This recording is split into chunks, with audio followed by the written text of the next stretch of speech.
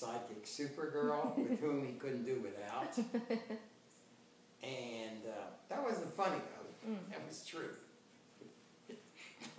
Don't laugh at that. Okay, she wiped it away. It's fine now. Everything's fine. So, I was going to talk a little bit about age. You know the saying that youth is wasted on the young? You've heard that saying. Many people have. Well, I've kind of added to that. Age is wasted on the elderly, too. So, not wanting to waste any time, I have decided a while ago that I would not act like the elderly. And I've always had this young streak in me, and I'd much rather act like a young guy, you know, because they have a hell of a lot more fun. Let me tell you. That's right. So therefore, I've got to act that way. Some people don't particularly like it, including a daughter of mine, who's the only daughter I have, so she knows who she is. She doesn't kind of like the idea of me running around and, you know, doing all I do, and which, by the way, is just good, clean fun. Well, most of it. Well, okay. 95% of it. Thank you. She said it, so I didn't have to say that. Very good. Boy, she knows when to jump in, I'll tell you. She's just right. But that, you know, that's the way I feel. And so I can help anybody out there. By the way, that's right. I have decided, as probably everybody knows now, I'm just finishing a book that's being published. And most of it was a promise. It's written for a promise. It's a memoir, but half of it is about the other half, and not me. But you'll read it, and you'll see. I think there's a lot of information there. But one of the things Lorraine always wanted to do was to help others. And I think that's why when we first came here, the first thing she did was volunteer at Women's Resource Center, even though we needed the money, and she would work. She was good in what she did, but they couldn't pay, and she liked what they did, so she worked there. And she worked for almost every day full-time, as if she were working a full-time job. But she liked it because she liked helping people, and that was her way of helping. But she always looked at me as, you know, playing tennis is not helping people. And she would always ask me, you know, why don't you think someday to, you know, think that over? And maybe you should do that. I did think it over. And I decided I want to do that. It's something I've never done.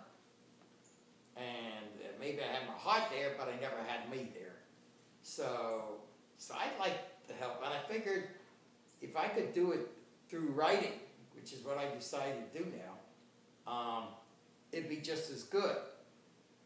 But the only way I can help people is to give information that I learned. And that's what years does. I mean, even if you just sit and play tiddlywinks, osmosis takes place, right? That's we right. know about osmosis, don't we? That's exactly right. Okay. And so, you know, just through that theory alone of osmosis, people accumulate information, ideas, what not to do and what to do. And, I mean, there's a lot out there. So, but I'm no scientist. I'm no doctor. I'm no psychiatrist. I'm no psychologist. I'm just a no.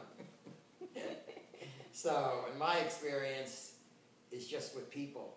But you learn a hell of a lot just by knowing people. Mm-hmm. And even if you say nothing but just listen, you learn a lot.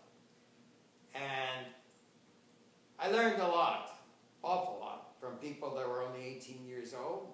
And I learned from someone I knew to just recently, it was 91.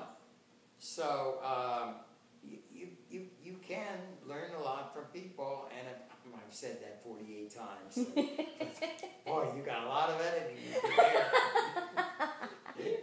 So I'm gonna leave it in and make you suffer. oh my God, I couldn't stand watching myself. I'm not one for redundancy, but sure enough, boy, I'm doing it. Well, that's what I want to do. And I'm going to try, and when the time comes, another month or two, and you'll be able to read La Dolce Vita, you'll see how I did try.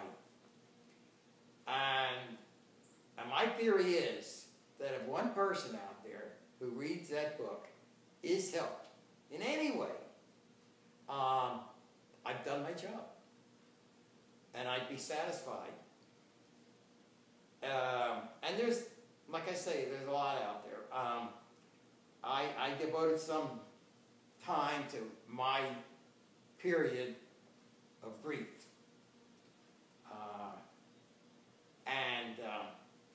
You know, it was harder than I thought. Let's put it this way.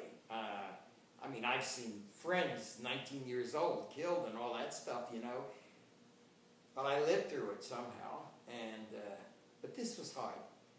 And it was like, well, there was a void inside of me bigger than the Grand Canyon. That's the only way to describe it. So from that, I got, and I knew nothing. I mean, I knew nothing how to grieve. I decided I was going to have to keep busy, so I made ridiculously important decisions, which you don't do when you're grieving because your brain isn't functioning properly. So I learned, and I learned some things the hard way. So I kind of passed that on, and we're in a book because I read, believe it or not, that every single day of the year, every year, there's 30 million people in this country grieving. Around the world, who knows? And maybe some of them know less than I did. So this will help them know a little more. So that's what I'm going to be doing, and I'm going to try to use age as an advantage or as a benefit. And truthfully, guys, gals, age doesn't mean anything. Age is a number. It means absolutely nothing. And I learned that from Lorraine. But of course, like I always told her, you can say that because you always look so much younger than you are. So, you know, like at 60, she looked 40. And then when she turned 70, she looked much older, like 50. That's in the book. I just copied from myself. Plagiarizer. Yeah. Uh-oh. No, you gave yourself credit. It's okay. Okay, good. Credit. So, anyway, that's just, like I said, what I want to do. In the meantime, Grandpa Superman will still be Grandpa Superman, okay? And I'm just looking for the other things to do besides a marathon because that kind of tires me out when I think of it. Me too. Yeah, oh, come on now. There's nothing you can't do. So, well, you know, I'll still be myself. I won't lose myself. Oh, yeah, well, it's enough. See what I mean? I just ramble on. You gotta stop me. You can't just sit there laughing. Yes, I can. I got the camera.